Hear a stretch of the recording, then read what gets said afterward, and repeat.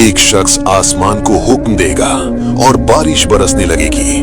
वो मुर्दों को जिंदा करेगा और लोग उसे अपना खुदा मान लेंगे। इंसानी सभ्यता के हजारों साल के इतिहास में कयामत की सबसे बड़ी और खौफनाक निशानी का नाम है मसीह दज्जाल।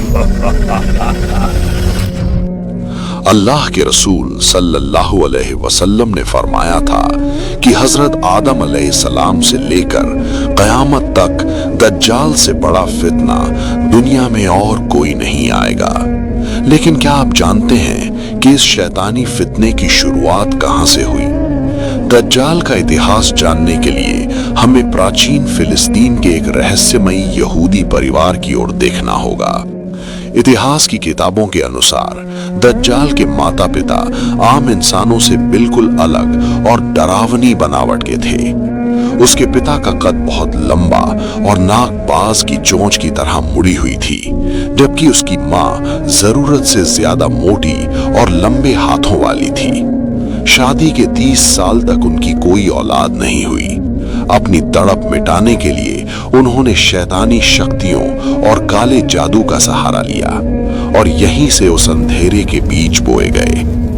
30 साल के लंबे इंतजार के बाद जब उनके घर बेटे का जन्म हुआ तो वो खुशी नहीं बल्कि एक खौफनाक दहशत लेकर आया।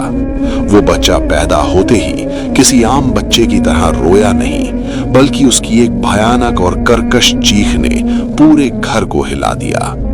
उसकी दाहिनी आंख पूरी तरह अंधी थी और एक सड़े हुए अंगूर की तरह बाहर निकली हुई थी। हदीस के मुताबिक उसके जन्म के साथ ही उस पूरे इलाके में अकाल और बीमारियां फैलने लगी।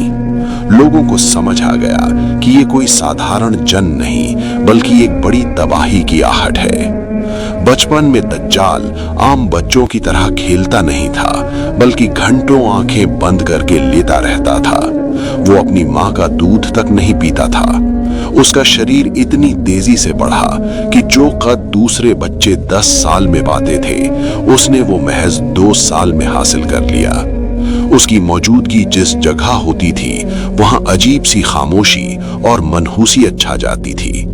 आखिरकार एक भीषण समुद्री तूफान के दौरान वो अपने परिवार से बिछड़ गया और लहरों में बहता हुआ लाल सागर के एक ऐसे अनजान द्वीप पर जा पहुंचा जहां इंसान का पहुंचना नामुमकिन था। वहां जस्सासा नाम के एक रहस्यमयी जीव ने उसे पाला, जहां वो आज भी जंजीरों में जकड़ा अपनी रिहाई का इंतजार कर रहा है।